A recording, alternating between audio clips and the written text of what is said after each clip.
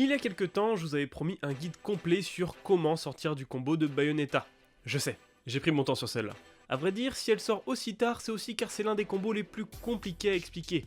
Non pas que ce dernier soit indescriptible, mais c'est surtout que beaucoup de petites informations techniques sont à savoir et ne seront pas réexpliquées dans cette vidéo. Si vous souhaitez rattraper votre retard, je vous renvoie vers mon AFD sur Bayonetta qui vous apprendra d'autres aspects du personnage que je considère comme importants. Si on est tous parés, on va pouvoir apprendre ensemble comment sortir du combo de Bayonetta. Avant de débuter, je précise que c'est un combo qui dépend de beaucoup de facteurs. Suivant votre poids, votre vitesse de retombée, votre hitbox, vos pourcents ou la map sur laquelle vous jouez, le combo ne sera pas le même. A titre d'exemple, des personnages comme Fox n'auront presque jamais à s'inquiéter d'être tués par le haut, car son fast-fall lui fera sortir rapidement du combo. A contrario, des personnages comme Samus vont galérer à s'échapper car elle remplit toutes les cases d'un personnage facile à combo pour Bayonetta. Je dois aussi vous dire que peu importe ce que vous ferez, votre adversaire pourra toujours trouver un moyen de continuer son combo, et ce même avec la meilleure SDI possible. Bayonetta possède les outils et la capacité de vous suivre dans vos déplacements, et c'est comme ça.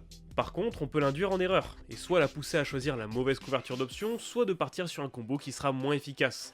Maintenant que tout ça est dit, on peut commencer. Pour débuter un combo, Bayonetta doit vous amener avec elle en l'air. La première étape sera donc de maîtriser votre espace de jeu. Si vous évitez les jumps inutiles, votre adversaire devra débuter son combo depuis le sol et pour ça il ne dispose que de 3 moves, le heel slide, le down tilt et le up tilt. Le down tilt et le up tilt seront d'excellents starters mais relativement classiques. A partir du moment où vous prendrez l'un des deux, vous vous retrouverez au-dessus de Bayonetta et pourrez alors prendre un fer, un up B, un ABK ou que sais-je encore. A côté de ça, le heel slide est clairement le meilleur des trois. Déjà, c'est un coup en deux temps. Bayonetta glisse sur le sol et décide si elle veut taper une seconde fois ou non. Si par miracle vous avez eu le réflexe de shielder la glissade, profitez-en pour la punir car, d'une part, elle ne pourra pas faire son second hit, et d'autre part, elle aura 25 frames de lag donc ce sera free punish. En revanche, si vous prenez le second hit, vous serez au-dessus d'elle. Ici, ça ne sert presque à rien de lutter car elle pourra toujours suivre votre trajectoire. Bon, vous savez déjà plus ou moins qu'on doit chercher à DI ou SDI, mais précisément, quand est-ce qu'on doit le faire? Dans les faits, vous pouvez vous acharner sur votre stick pendant l'intégralité du combo, mais plus précisément, il y a deux coups sur lesquels cela est primordial. Le up B, qui est un multi-hit qui vous fait monter, et le side B, qui est un single hit. Lorsque vous êtes pris dans un up B, vous devez immédiatement SDI away le coup. Votre but ici, c'est de ne surtout pas être au-dessus de Bayonetta. Avec cette SDI, vous allez vous déplacer pendant le combo et sortir avant que votre adversaire puisse vous suivre dans de bonnes conditions.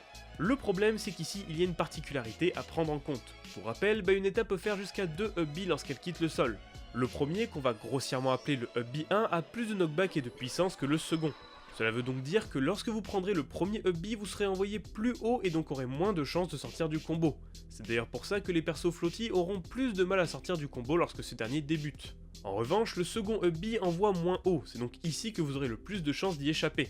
D'ailleurs, je vous recommande une SDI down et away pour celui-ci, mais la SDI away reste valable. De toute manière, SDI reste important, et ce n'est pas parce que vous n'avez pas réussi à sortir du premier multi-hit que vous n'échapperez pas au second. Pour ça, il faut également qu'on apprenne à échapper du side B de Bayonetta. Le side B a lui aussi deux versions. Le premier en montant qui s'appelle le ABK, et le second lorsqu'elle redescend qui s'appelle le DABK. L'ABK sera celui qui va nous intéresser, car c'est celui qui sera principalement utilisé pour commencer ou continuer un combo. À ce moment-là, vous devez faire une SDI in ou down in. Le but ici, c'est d'empêcher Bayonetta d'utiliser son up B et donc l'obliger à soit utiliser son back air, ce qui terminera le combo, soit utiliser son deuxième ABK. Si vous savez que votre adversaire va s'en servir, vous pouvez essayer de shield. Le coup ira vous cross-up mais restera punissable étant moins 18 on shield, si bien sûr votre adversaire est à portée.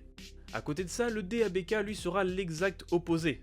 Étant donné que Bayonetta rebondit sur votre shield, elle retombera toujours face à vous. Avec cette information en tête, essayez de la punir si bien sûr vous avez les outils et le réflexe pour le faire.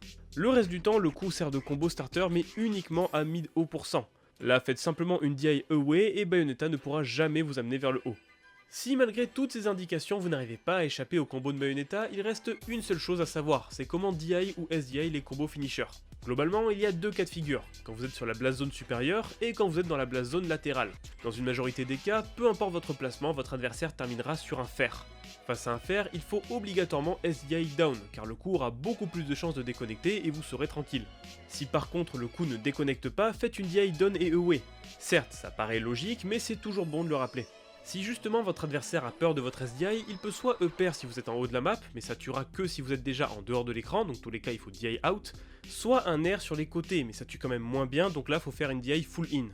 Avant que certains brandissent les fourches, je précise qu'il n'existe aucun consensus chez les Bayonetta, et que même si j'ai fait au mieux pour cette vidéo, cette dernière pourrait contenir quelques points imprécis. Dans la majorité des cas, les informations ont été recoupées afin de vous donner les aspects les plus importants du combo.